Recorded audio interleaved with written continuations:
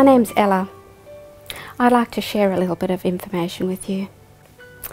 Well, I didn't come from a very functional family, I suppose you could say. It was a very sad home. It was very difficult for me. And I had to grow up practically by myself. And the story goes like this. I figured out as a 9-year-old that there has to be something better in life than what I was going through. I thought, let me think about God. So at the age of 9, I actually gave my life to God. So from that you'll gather that I've always been a Christian. Yes, I have. Well, it didn't just end there. I thought to myself, I've got to pursue this a bit further. So I went about my life as I would normally do. But I would kneel down beside my bed and pray as a child. My mother would walk into the room, see me kneeling beside my bed, and yell at me and tell me never to do that again. So I would lay in my bed at night and pray quietly on my own, facing the wall. You can see that it affects me quite emotionally, because it is emotional. However, that's okay, that's in the past. We look to the future. So I gave my life to Jesus, as I've said.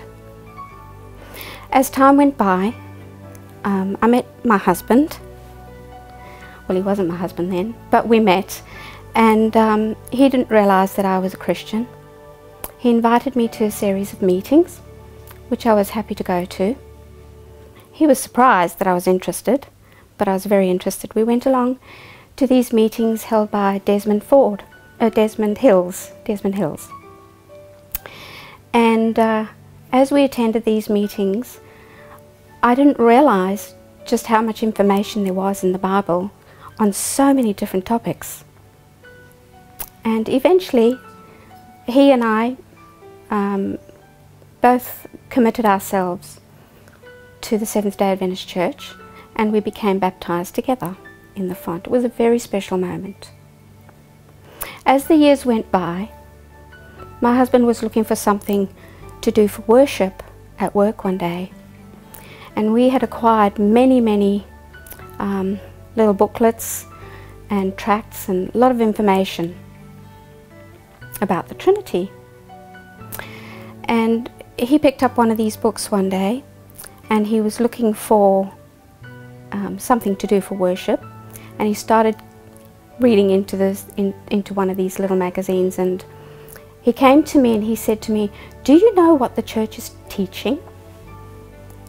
And he started to explain to me about the Trinity, and I just laughed at him and said to him, "What a silly idea, I've never believed in what they call the Trinity."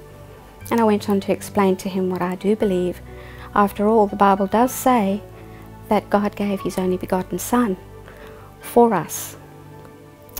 The way it's impacted my life is that it's actually helped me to be drawn closer to the Lord in a very big way, that I speak with Him throughout the day, because it's the only way I can survive. Maybe you're in that same situation, I don't know. But I would like to think that my little testimony might be able to help you in some way. So I urge you, and I strongly recommend that you try Jesus, because He is the only begotten Son of God.